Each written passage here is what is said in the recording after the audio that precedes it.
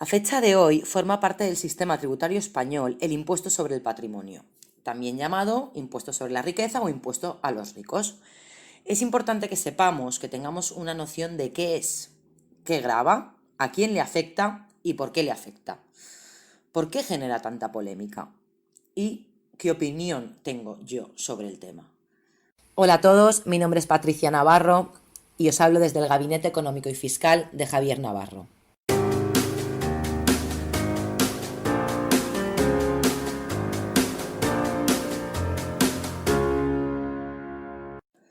Hoy voy a empezar por el final. Voy a empezar dándoos las gracias por escucharme, pero sobre todo os doy las gracias por ser curiosos, por tener curiosidad de, bueno, a ver esto qué es el impuesto este, ¿de qué va? Dicho esto, muy bienvenidos y comentaros que hacía tiempo que quería hablaros del impuesto sobre el patrimonio. Primero de todo, ¿de qué estamos hablando? Este impuesto grava lo rico que eres, grava el conjunto de bienes y derechos de contenido económico de lo que seamos titulares. También tiene en cuenta las cargas y gravámenes que disminuyen su valor. Es decir, dicho de otro modo, grava cuánto tenemos, cuánto dinerito tenemos. No grava los ingresos que hemos tenido en el año, sino que grava cuánto dinero tienes en bienes como casas, cuentas corrientes, fondos de inversión, si tienes deudas. Hablamos de un impuesto estrictamente individual. Aquí no podemos decir, tributo con el pariente o con la parienta que me sale mejor. No, aquí no podemos realizar una tributación conjunta. Hablamos de un tributo directo que grava los bienes de los que soy titular y es de carácter personal. Es un impuesto que se paga, quien lo pague, y luego veremos por qué lo digo, una vez al año. El importe que se paga, entre otras cosas, veremos que se paga de manera progresiva, es decir, cuanto más tienes, más pagas. No es un 21% fijo como por ejemplo lo es el IVA, ¿no? ¿Quién es el sujeto pasivo de este impuesto? ¿A quién le corresponde? Bueno, pues aquí hay muchas matizaciones, pero lo que quiero es que os llevéis un concepto general, ¿vale? Entonces esto afecta los sujetos pasivos, los residentes en España, que tributan por la totalidad de su patrimonio independiente de donde esté.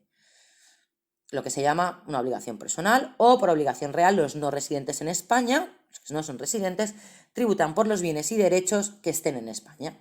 Ejemplo.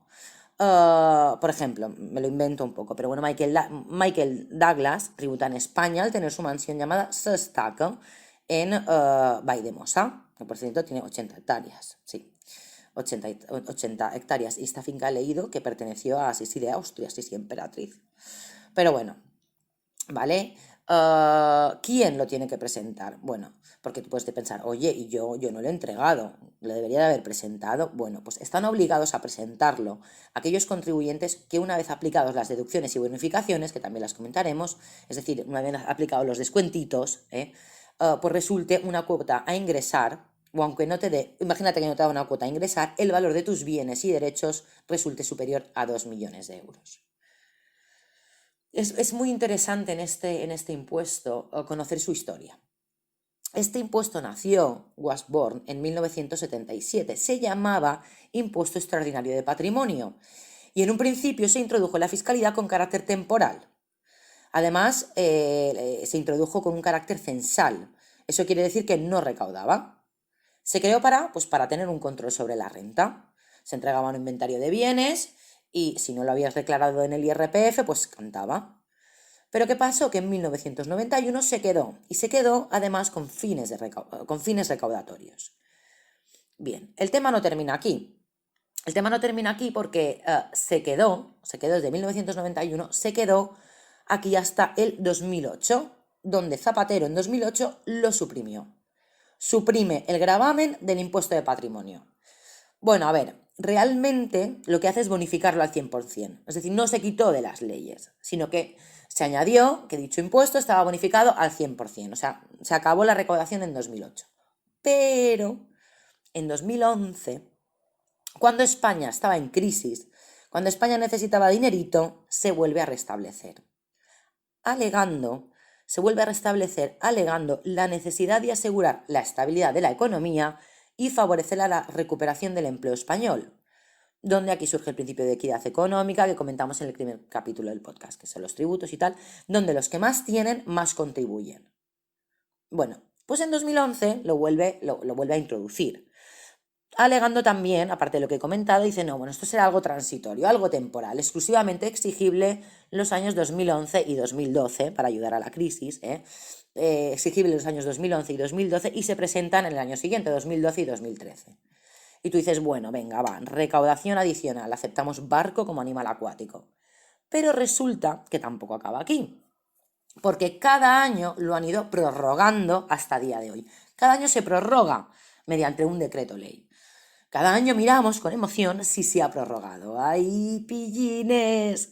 Que el Producto Interior Bruto subió, que el paro ya bajó, que la crisis pasó y aquí seguimos renovando el impuesto. Bueno, ahora a lo mejor hay otra crisis, pero bueno, si no fuera por el tema de la pandemia, lo estaban renovando. No os engañáis. Bueno, vista la historia, ¿por qué tiene tanta controversia? Porque bueno, ya lo que he contado pues puede generar, pero bueno, lo que voy a decir es muy importante, ya que España es el único país de todos los países que tienen un impuesto análogo o parecido que encima lo tiene cedido a las comunidades autónomas. Es decir, ¿qué significa un impuesto cedido a las comunidades autónomas? Esto ya lo he comentado en otros podcasts, pero bueno, me repito. Que el Estado ha cedido, en el caso del impuesto sobre el patrimonio, ha cedido la competencia normativa sobre el mínimo exento, la tarifa, las deducciones y bonificaciones del impuesto. Por comentaros algunos ejemplos, esto significa que cada comunidad autónoma decide si no cobra dicho impuesto. Si lo que pagas por este impuesto, dependerá de lo que pagas por este impuesto dependerá de dónde residas, ya que cada comunidad autónoma decide si bonifica este impuesto o no. Por ejemplo, en el caso de Madrid está bonificado al 100%. Los residentes en Madrid pagan 0 pelotero. O por el contrario, en Baleares, por ejemplo, no está bonificado, por ejemplo. Eso tiene que ver, como he dicho al principio, por eso digo quién lo pague, porque no en todas las comunidades se paga.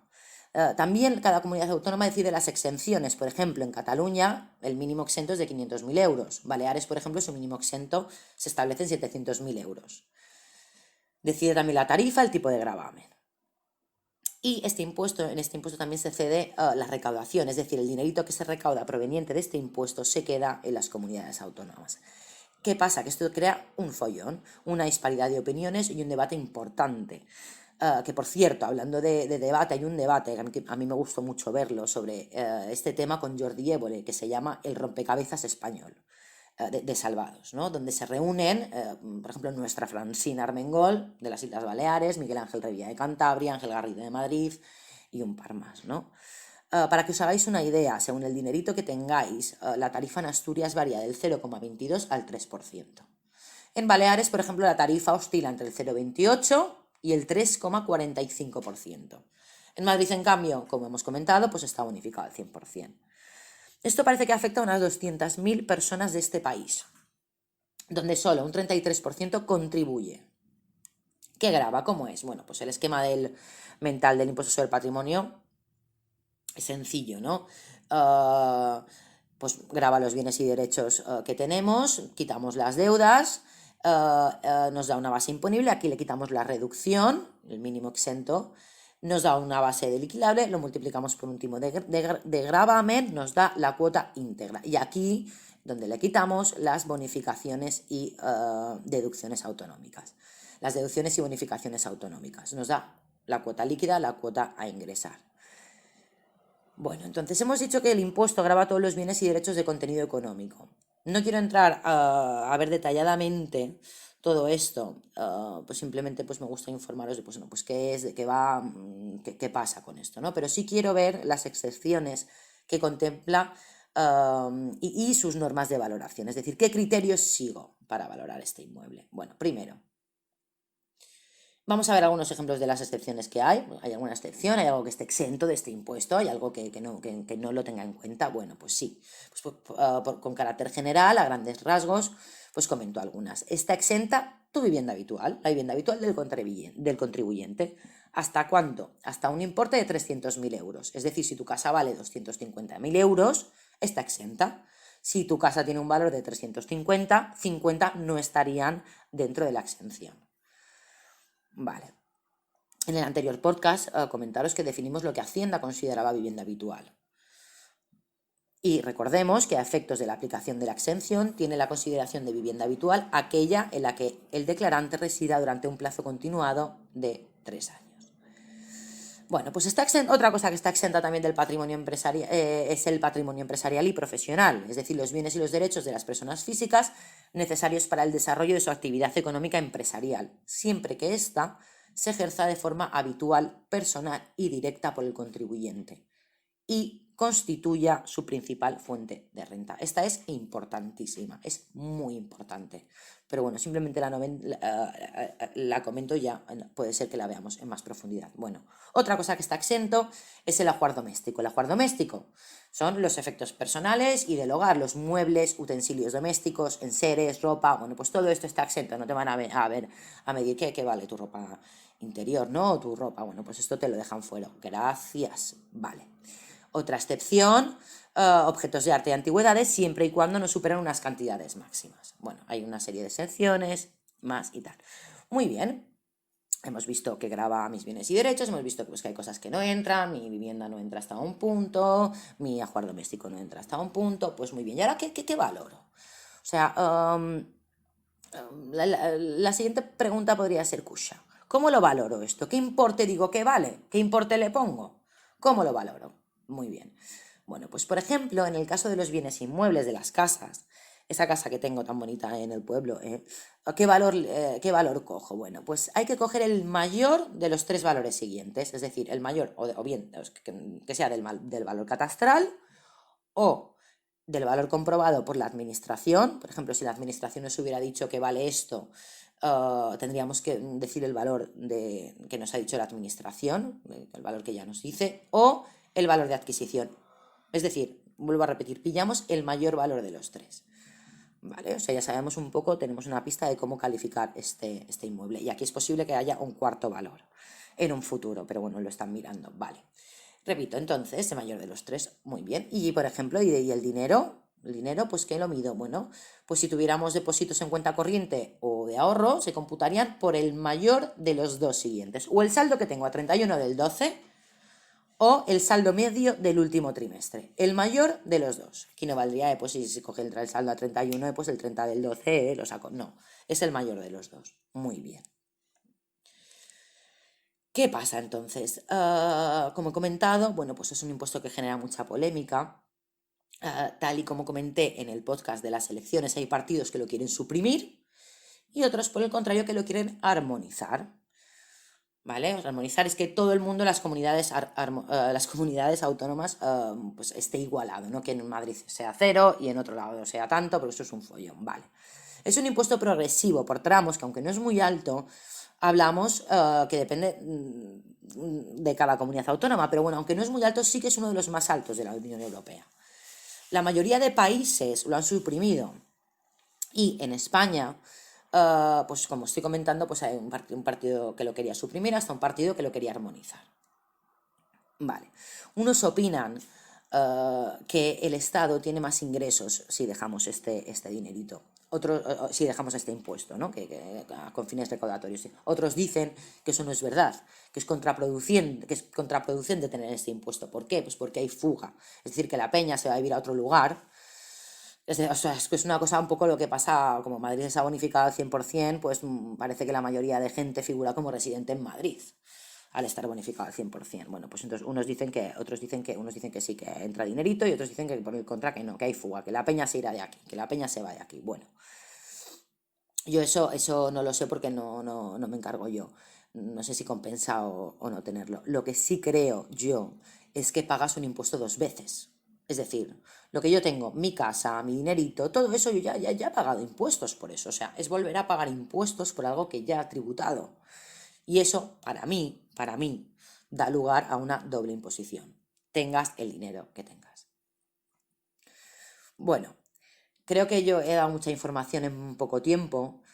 ¿Qué creo que os tenéis que llevar de este podcast, ¿no? Bueno, pues que sepáis que es un impuesto que grava lo que tienes, que es un impuesto cedido a las comunidades autónomas donde cada comunidad autónoma decide lo que está bonificado, la tarifa. Es un impuesto que afecta a los residentes en España si sale una cuota a ingresar o bien si supera a 2 millones de euros. Que se paga o se presenta cada año, y actualmente se está decidiendo, o eso dijo el gobierno, que si está la intención pues más allá de suprimirlo, parece que sí está la intención de armonizarlo. Comentaros, como siempre, que este podcast es orientativo y no vinculante. Si necesitáis realizar una consulta fiscal, debéis dirigiros siempre a un profesional debidamente calificado. Podéis contactar con nosotros a través del correo electrónico info@javiernavarrovic.com o llamando al 971 075 065. Ahora sí, me despido. Gracias y hasta la próxima.